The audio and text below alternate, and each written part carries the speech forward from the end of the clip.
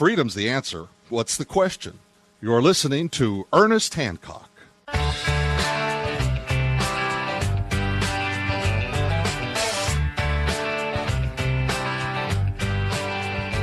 Yeah, crank it up here on Declare Your Independence with me, Ernest Hancock, here in Phoenix, Arizona, IA, from the beautiful studios of Freedoms with an S, freedomsphoenix.com.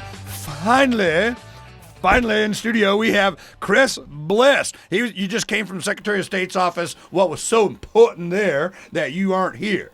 Well, I was renewing the trade name because I chose what my projects director now tells me she uses in every class that she gives on nonprofits and branding, the worst name ever for a corporation, for a nonprofit, which was the Foundation, which is what the document is, Foundation.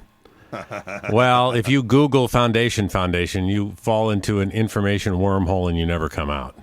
It's like holding two mirrors up in front of one another and drifting off into infinity. So myBillOfRights.org is our registered trade name, so we had to well, I understand the concept when you first did it, the foundation. Except the foundation of the foundation of the foundation. I got it, but yeah, I can see where. But Google really bad from any kind of marketing point of view, and that's the only time I think my background as a comedian has gotten in the way of me. So on this, and incidentally, I would like to make sure that everyone out there knows that the opinions expressed by Ernest Hancock during this program, as well as his retelling of history, is strictly the opinions of Ernest Hancock. Of Ernest Hancock, and those of you who worship and follow him.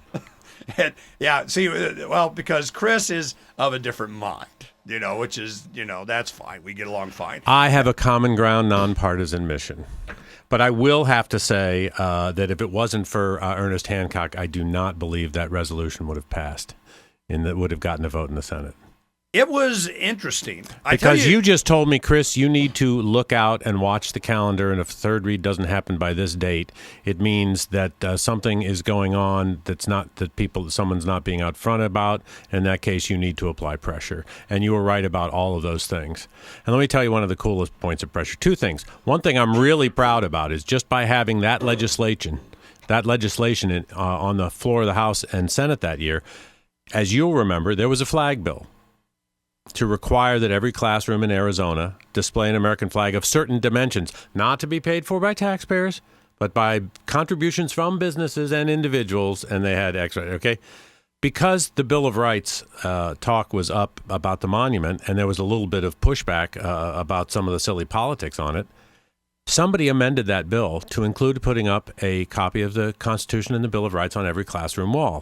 Flag's great, symbols are wonderful, substance better, And as we haven't even broken ground here in Arizona, but there is now on every classroom wall in Arizona a copy of the Constitution and the Bill of Rights. That can't possibly be a bad thing. I'm not saying it's a game changer because I know how many kids are going to look at it, but the ones who do look at it are going to be the ones who get involved with those institutions, and it's good that it's there for them. It pays to advertise, Ernest Hancock. Yes, I tell you, so the audience understands what we were dealing with is having gone through this process, I knew what you were up against. Yeah, it's politics. Yeah. All I'm trying to say is, as crazy as a lot of the stuff that you do is, Ernie, and always theatrical and for the most part very entertaining, although sometimes a rather dark kind of humor that you have. But for all of that, you were spot on to say, warning, Will Robinson, better get active because something's going on. Well, see, what they tried to encourage you to do was to no, just let us take care of it. And they were playing politics. All 90 legislators had signed on as co-sponsors to the bill.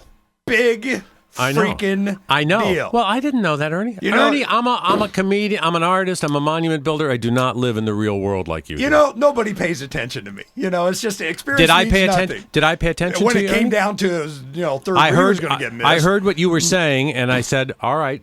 You know what? If Ernie wouldn't, I said, I bet you're right about this, and you called it dead on. Because I knew what the real problem was, is that you have a Republican-controlled House and Senate while there was a Democrat governor in office. Yeah. And there was no way in hell they wanted to have any Democratic fingerprints on getting a monument to the Bill of Rights, even though it was privately funded. You got Democrats saying Kirsten Sinema, the most liberal of the liberal lefty liberals, and she's up there working with Karen Johnson, which is I thought it was a beautiful thing that she did. It was great. I thought it was a beautiful thing that she did. All the more reason that the Republicans didn't want it to happen.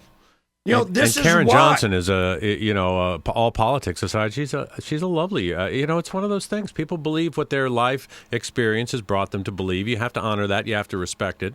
But when it just gets into the politics and the games thing, that doesn't have anything to do with beliefs at that point. That's a whole different thing. So. Well, they finally did get it passed. We did put a lot of pressure on them, and we were making fun of them.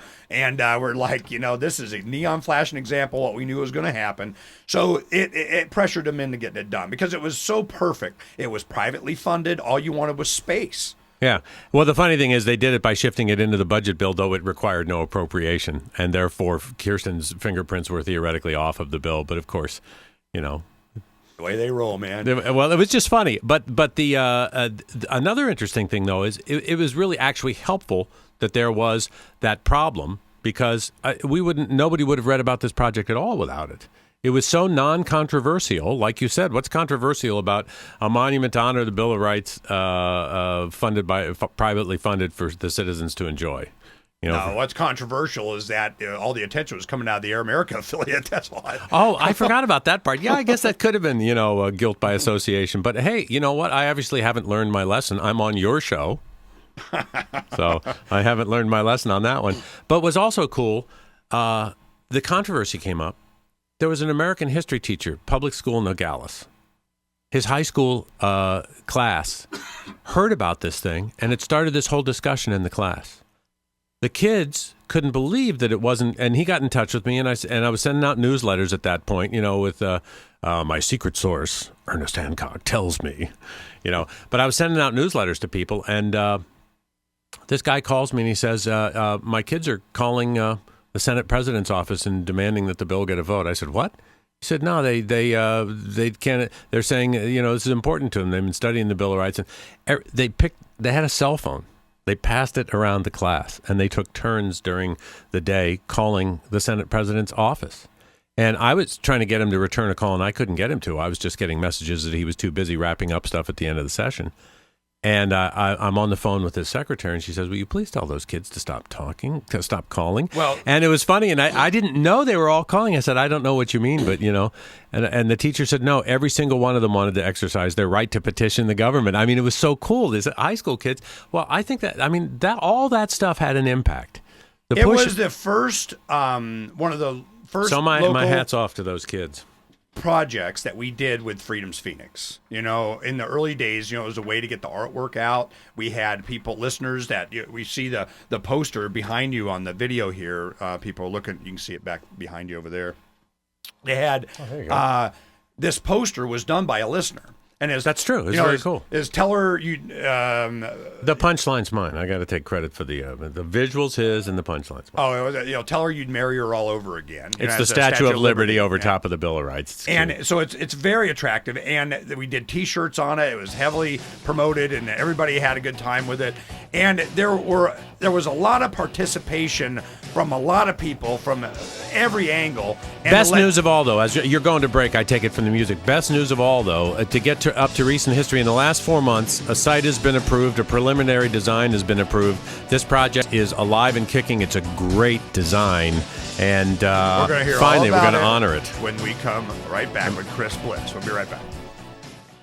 Uncovering the secrets and exposing the lies. That's what readers of freedomsphoenix.com get every day. Readers of freedomsphoenix.com are constantly provided the information that detail the real news between the lines of propaganda about government policies and the true relationship we all have with coercive governments. Learn the true condition of our economy, innovations and technological breakthroughs in energy, health, computer science, and space travel. Learn the truth well before it's admitted to in the lamestream media, the media that is so last century. Corporate media has evolved into nothing more than distributors of government propaganda, but we now have a fantastic alternative. FreedomsPhoenix.com provides constant news updates on the issues that affect our lives in the most important ways. Our liberty and our property are under constant attack, and FreedomsPhoenix.com provides the understanding behind the propaganda while encouraging the participation of our readers. Join us at FreedomsPhoenix.com. That's freedoms with an S, Phoenix.com. FreedomsPhoenix.com, where the revolution between the ears has already matured.